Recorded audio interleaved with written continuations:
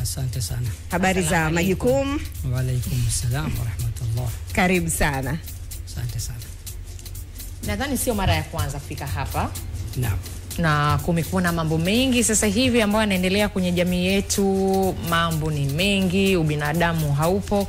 Tukasema sasa leo sisi kama majirani, kama tunaweza kukutana na watu tofauti tofauti tukaelimishana, basi si vibaya pia leo tukarudi kwenye elimu kidogo ya kurudishana kwenye mstari, ili tuweze kuona kwa namna gani tunaweza tukaishi kwenye jamii ambayo ina huruma, jamii ambayo ina hofu ya Mungu, jamii ambayo ina upendo. Kwa hiyo nikukaribishe sana, hapa ni nyumbani wakati wowote, na majirani tuko hapa kwa ajili yako kuweza kusikia kile ambacho leo utaweza kuwashibisha, kwamba sasa ni chakula, wanakula, wanashiba, lakini mwisho wa siku wanaweza kwenda kukifanyia kazi.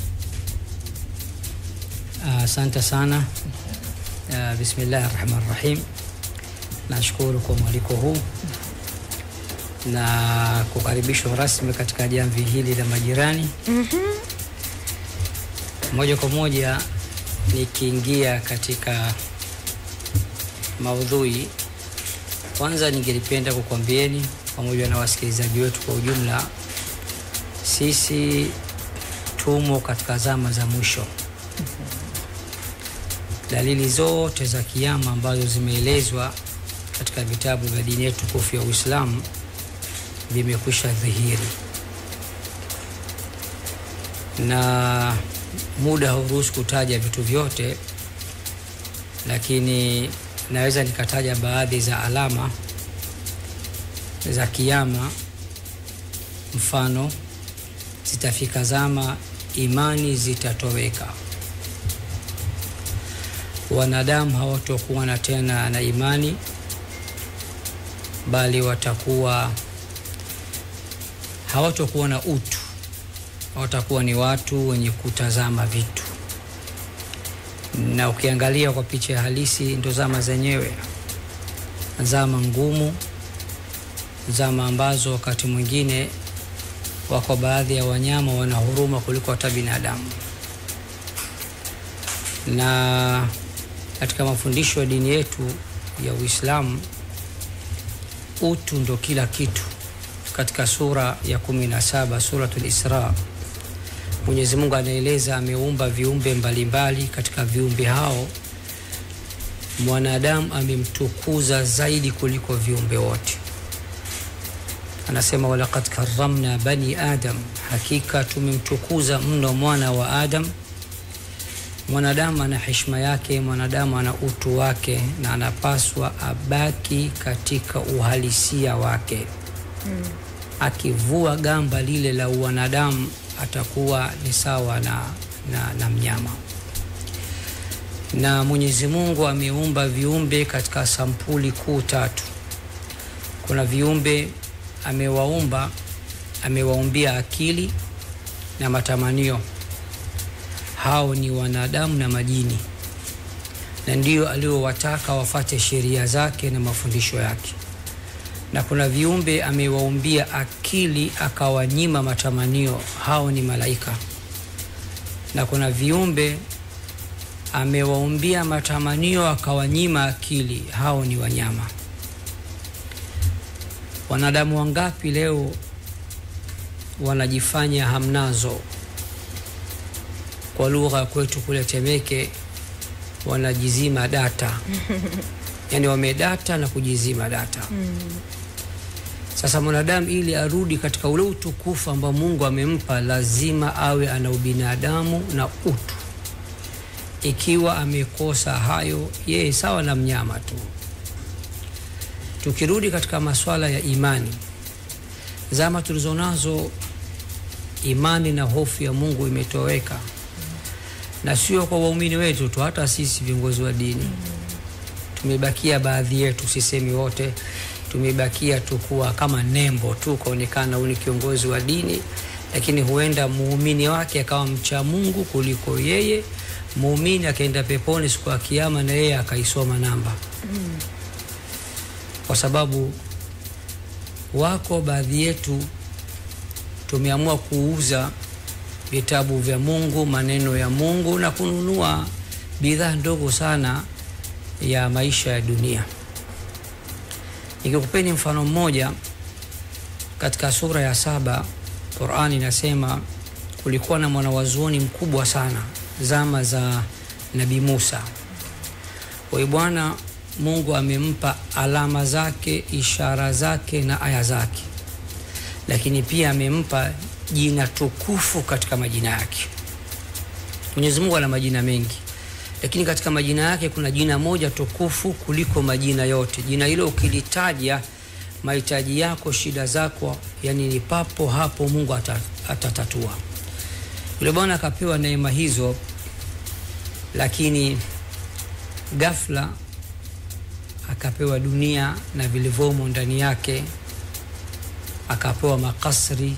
Nabii Musa alimtuma kwenda Yemen, hebu nenda kanisaidie kufikisha ujumbe wangu kwa watu wa Yemen. Kufika pale wakambadilisha, akaambia unataka nini? Sikiza bwana, mzigo uwapa, ukitaka mwanamke tutakusanyia warembo wote wa mji wetu, utachagua mwenyewe mtakaye, chagua maisha ya dunia. Huyu Musa anakupigisha tu jua kali na nini, akakubali kuuza aya za Mungu na kuchagua maisha ya dunia. Ndipo Mwenyezi Mungu akasema, watlu alaihim naba alladhi atainahu ayatina fansalakha minha, wasomee habari za yule ambaye tulimpa aya zetu, ishara zetu, alama zetu, tulimpa jina letu tukufu, akajivua nayo.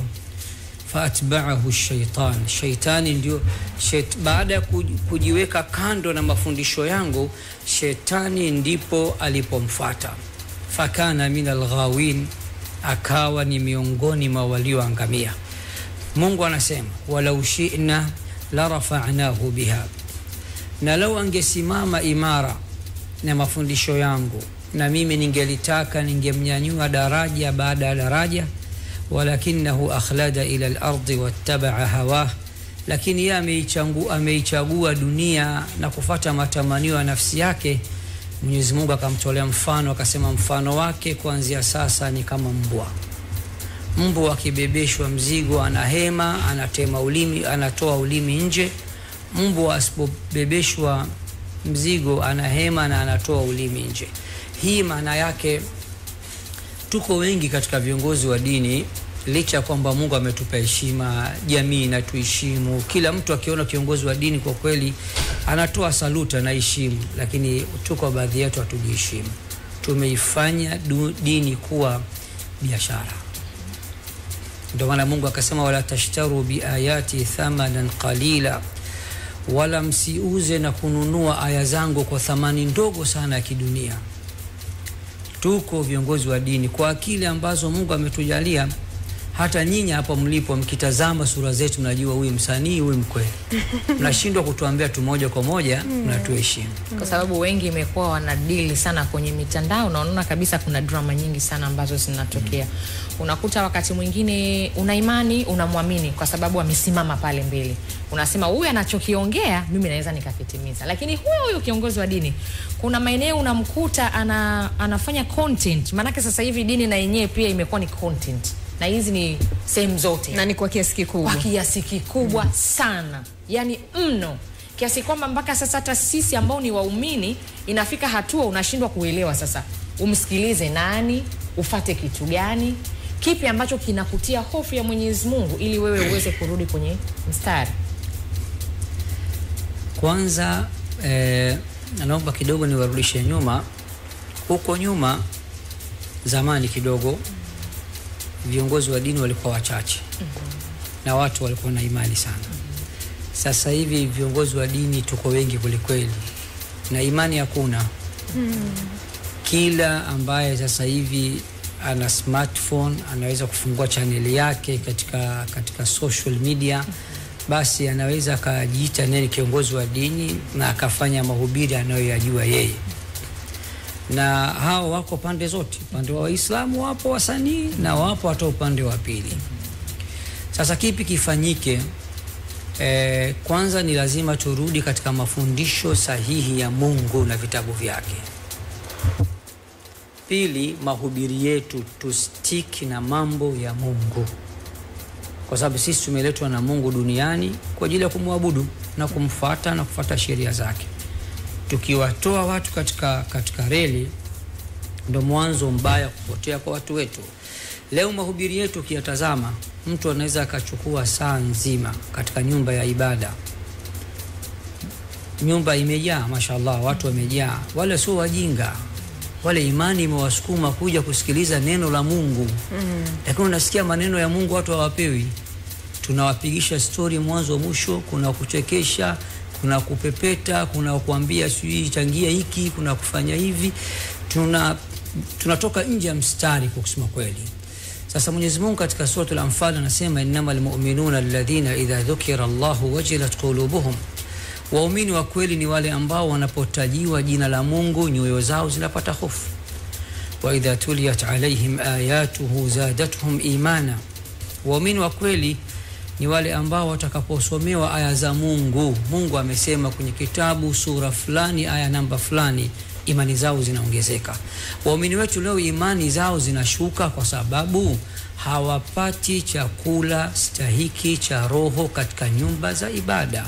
Sisi tunakoroga madawa tukiwa katika nyumba za ibada. Kwa hiyo mimi pia ni miongoni mwa viongozi wa dini, na sijaja hapa kujitakasa nikasema mimi nimekamilika. Hakuna aliyekamilika, sote tuna mapungufu, lakini niwaambie wenzangu tukupitia kipindi hiki kwamba tujitathmini, turudi katika mafundisho sahihi. Watu wanahitaji chakula cha roho. Watu hawahitaji bla bla, hawahitaji siasa, hawahitaji propaganda, hawahitaji hadithi ya sijui fisi na sungura. Watu wanahitaji wapewe maneno ya Mungu tukiwa katika nyumba za ibada. Sasa hiyo kwenye upande wa viongozi wa kidini ambao umewapa wito kwamba turudi katika mafundisho yale ambayo yameandikwa kwenye vitabu, tuache propaganda, hadithi pamoja na kujiingiza kwenye mambo ambayo kwa namna moja ama nyingine yanakuwa hayawashibishi wale waumini kwenye ile chakula ya roho. Sasa tukirudi kwa waumini, mtu akimwamini sana kiongozi wake wa dini atafata kile ambacho anaelekezwa na yule kiongozi wake, na ni ngumu mtu kuweza kujua huyu kiongozi ni mkweli au huyu yuko kwenye lile kundi la biashara. Tunawaokoaje ama mnatuokoa vipi sisi waumini ama sisi jamii ambayo ndo tunahitaji kupona kupitia viongozi wetu wa kidini ambao tumekuwa tukiwaamini na kufata mafundisho ambao wamekuwa wakitupatia? Waumini wetu wapo katika sampuli kuu mbili. Kuna ambao Mungu hajawaumbia kuwa na uelewa mkubwa wa kuweza kutofautisha, na kuna ambao Mungu amewapa kidogo uelewa. Wale ambao hawana uelewa kabisa, wakifuata wakamfanya kiongozi wake wa dini kwa role model wake, hawatoingia makosani, kwa sababu wao hawajawahi kupata mafundisho ya dini. Wao wanaona usalama wao ili waweze kusimama katika mstari wa Mungu ni kumfanya kiongozi wangu kwa role model wangu.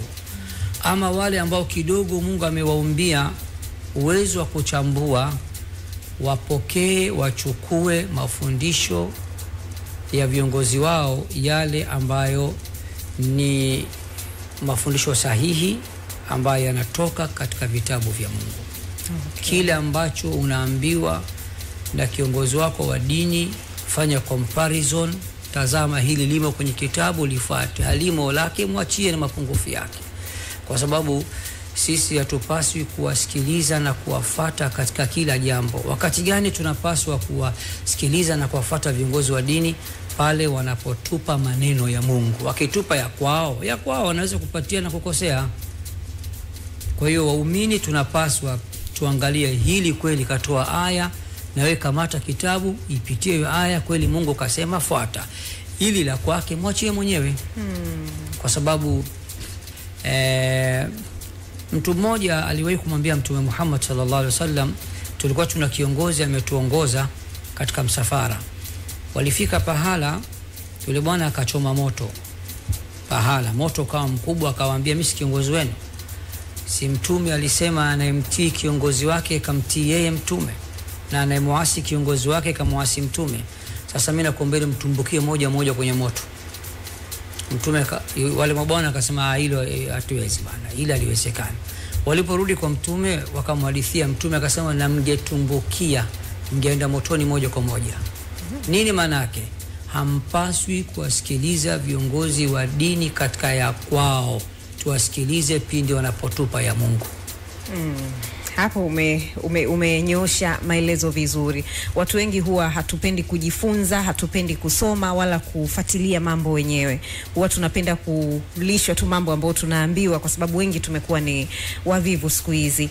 Lakini mbali na kutoa wito kwa viongozi wa dini, unajua wito pekee nadhani hautoshi. Kama ulivyosema, tuko kwenye nyakati ambazo mambo yamekuwa ni mengi. Mtu akiwa na uwezo wa kuwa na simu janja, ana uwezo wa kufungua YouTube channel, basi anaweza akajitangaza kwamba mimi ni kiongozi wa dini na akaa anatoa mafundisho. Nyinyi viongozi wa dini ambao mko tunawatambua kwamba ni wa kweli, mnawezaje kusaidia kuondoa hili wimbi la hawa wengine ambao wameingia kibiashara ama wanazidi kuingia na kuipotosha jamii? Mosi, sisi tunatakiwa tuhubiri reality wa dini, uhalisia wa dini. Kwa mfano sisi Waislamu, misingi mikuu ya sharia ya dini yetu ni mambo mawili: Qur'ani na mafundisho ya Mtume, yani Qur'ani na Sunna. Kwa hiyo sisi tunatakiwa tuwafundishe waumini wetu yaliyomo ndani ya Qur'ani na Sunna, na tunawaambia yeyote atakayekuleteni la kwake, lifanyieni comparison na yaliyomo ndani ya kitabu cha Mungu na mafundisho ya Mtume. Kama hayapo, msiyafuate. Hili la kwanza. Lakini la pili, wakati wengine wanafundisha yasiyokuwa sawa sawa, si tufundishe dini halisi. Mwisho wa siku watu watajua mchele ni upi na pumba ni upi. Na watachuja wenyewe, kwa sababu Mwenyezi Mungu kama alivyosema, mwanadamu amemuumbia akili. Tofauti ya mwanadamu na mnyama ni utambuzi, na unaweza kumdanganya mtu siku 2-3, lakini huwezi kumdanganya milele. Lakini nitumie fursa hii pia kuambia, wakati mwingine waumini na wafuasi wanachangia kuwepo kwa viongozi wa dini holela. Kivipi? Waumini wao wamekuwa ni watu wa kutupigia makofi tukipatia, tukikosea. Waumini wamekuwa wenye kutusikiliza kwenye yote mazuri na mabaya. Kwa mfano, sisi viongozi wa dini ya Kiislamu tuna moja ya mitihani ya kusemana wenyewe. Ukiingia hata kwenye YouTube, angalia tu majibu kwa kishki, utakutana watu kibao wamenijibu. Sasa mimi najiuliza, nimekuuliza swali gani mpaka unanijibu? Au inawezekana hata haya uliyoyaongea wakiona mtandaoni kuna majibu yatakuja. Sasa mimi nikisema shehe umejibiwa, naambia mimi hakuna mtu nimemuuliza swali mpaka kanijibu. Na wengine wanahitaji tu maarufu kwamba nikimjibu na mimi nitakuwa nimempandisha. Sasa nawaambiaga waumini wetu, yale mabishano yakitoka, sasa waumini wao wanasambaziana. Bana cheki hicho bana, shele ukapigwa bana, leo sheka toa hiki. Naambia nyinyi ndio mnakuwa sababu ya kuendeleza hayo. Ukikaa msikitini, nimekuja hutuba ya Ijumaa kusikiliza Mungu amesema nini, Mtume amesema nini, nielekeze kwenye mema, nikataze mabaya. Shekhe dakika 45 anamchambua shehe mwenzake. Mimi nawaambia nyanyukeni, kunguteni kanzu zenu, mkungute viatu, mwacheni peke yake aongee na kuta za msikiti. Hakuna atakayerudia tena kutudanganya. Kwa hiyo waumini, kwa namna moja ama nyingine nyinyi mnahusika. Ikiwa waumini kiongozi akishaanza kupotoka tu, ameingia kwenye dili na sio dini, anatumia nyumba ya ibada, anapoteza muda wetu, na msubiri tumeketi muda wote na tunataka kupata maneno ya Mungu, anatuambia yasiyohusu. Tukichomoka mmoja, kesho arudi tena na bla bla, atarudi kwenye mstari. Kwa hiyo nyinyi mnachangia kwa upande mwingine. Ni kweli. Na sasa hivi mambo pia, tukirudi sasa kwenye upande wa jamii, sisi mambo yamekuwa ni mengi sana, tuko kwenye dunia ya utandawazi. Kwa hiyo tumejikuta tumekuwa tumekuwa exposed kwenye dunia ambayo inatuonyesha mambo mengi, na watu wanashindwa kuchambua kipi ni kipi. Hata maadili sasa hivi yamekuwa, mmomonyoko wa maadili umekuwa ni mkubwa, malezi yamekuwa ni tabu. Wazazi wa sasa hivi kulea watoto imekuwa ni tabu, kwa sababu mambo yamekuwa ni mengi sana, na hofu ya Mungu watu wamekuwa hawana kabisa. Nyinyi kama viongozi wa kidini, tunafanyaje ili kuweza kusaidia jamii kuweza kurudi katika misingi ya hofu ya Mungu, kujifunza dini, lakini pia pamoja na kwamba tuko kwenye dunia ambayo teknolojia inakuwa, tuko kwenye utandawazi, lakini bado tunabaki kwenye ile misingi ya tamaduni zetu. Qur'an tukufu inasema innama yakhsha Allaha min ibadihi alulama, hakika si vinginevyo wanaomwogopa Mungu mno katika waja wake ni wale waliomsoma Mungu. Viongozi wa dini, ingelikuwa sote ni wa kweli, tunayoyasema ni ya kweli, na sisi tuna hofu juu ya Mungu na waumini wetu, Mungu angewapa baraka hizo. Moja ya sababu inayopelekea leo kutokuwepo kwa imani na kuwepo kwa mmonyoko wa maadili ni viongozi wenyewe wa dini hatujasimama kisawasawa. Kuna msemo wa Kiarabu unasema kaifa yastaqimu dhillu wal udu a'waju. Kiswahili chake, vipi kivuli kitanyooka wakati mti umepinda? Vipi waumini watanyooka wakati sisi tumepinda? Sisi tukiwa tuna hofu ya Mungu, tukafata mafundisho ya Mungu, tukajikataza na makatazo ya Mungu, hata waumini wetu, maneno yanayotoka katika vinywa vyetu, Mungu atatia baraka na kwenda kujikita katika nafsi za waumini wetu. Angalia leo kiongozi wa dini anaweza akahubiri pale masaa yote, akitoka pale akamchukua muumini wake akamtongoza akaenda kulala naye. Sasa yule kesho tena anamwambia Mungu kasema, yeye mwenyewe anakucheka tu. Mungu kasema nini wakati wewe muongo bwana, mbona ufuati amri za Mungu? Kwa sisi viongozi wa Mungu, kwa viongozi wa dini, kwanza tubadilike. Pili, na waumini pia, kwa sababu tusipokuwa na hofu ya Mungu, mwanadamu akikosa hofu ya Mungu anaweza kufanya lolote. Ni lazima tufahamu ya kuwa maisha ya dunia ni mapito na kuna kesho, na kesho sio lazima iwe kesho. Kwa mfano kesho yetu sisi hapa ni Jumatano, leo Jumanne. Inaweza kuwa kesho yako hata dakika chache zifuatazo. Na kila mmoja wetu ajue akiondoka hapa anaenda kwa Mungu, na Mwenyezi Mungu ndiyo atakayemhesabu na kumhesabia, na ndiye atakayemhukumu juu ya matendo yake. Ukiwa na hofu ya Mungu, ni vigumu wewe kumkosea Mungu na kuwakosea viumbe wenzako. Leo hofu ya Mungu imetoweka, tunamkosea Mungu, maamrisho yake hatufati, tunafuata makatazo yake, na vile vile hatuheshimiani sisi kwa sababu mipaka aliyotuwekea Mwenyezi Mungu tunashindwa kufuata. Crown Media. Hapa ni nyumbani.